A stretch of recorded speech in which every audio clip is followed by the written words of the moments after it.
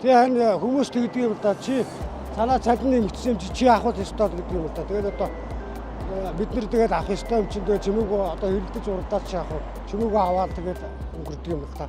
Тэрэн дээр бас нэг хүмүүс жоохон анхаарч байгаа гэж үгүй л. Ер нь одоо ороод 5 сар болж байгаа. Одоо 8 дахь чигтээ ажиллаж байна. Тэгээд ер нь бол 14 дугаар хорооны нутаг дэвсгэрийг дэвсгэр дэх бүх нэгж талбай ингээд цэвэрлэдэг гэсэн үг. Миний хариуцдаг болохоор Сапрагийн атусны бод одоо энэ атусны бод ингээд хариуцаад явна л да.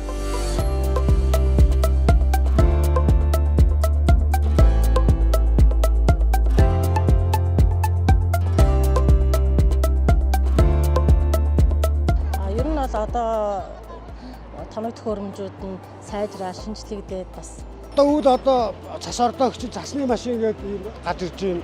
100 нэхэр ийм тоос орогч байна. Одоо бид нар энэ явгууны зам акург бүгдийн түүх чинь тийм юу зөндөө. Тийм болохоор бид нарт өөрт нь амар баг. Тэгээ урд нь техник юу авах чинь бид нар чи өөрснөө ядраа тэгээд юу н амжихгүй цагтаа. Тэгээ одоо техник юу ирсэн болохоор бидний цаг ч гэсэн юу амралтын цаг ч гэсэн ингээд тайм бол үүж байгаа.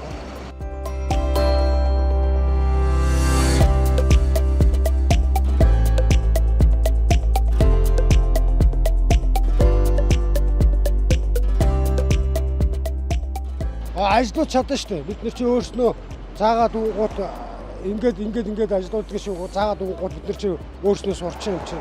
Өөрснөө сураад ажиллаад аваад гарч байгаа. Манайхын нийгмийн хариуцлагын хүрээнд ингээд цэвэрлэгээ ийм хот төгчлөө үйл ажиллагаанд бол байнга идэвхтэй хамрагддаг.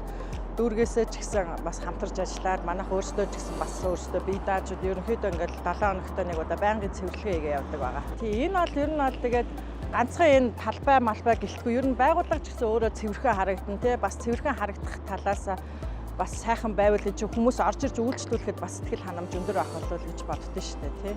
Энэ одоо ард түмтэй бол юу ямаар байна та. Хогийн саунд хийгээд тэгээд байвал удан зүгээр л юм.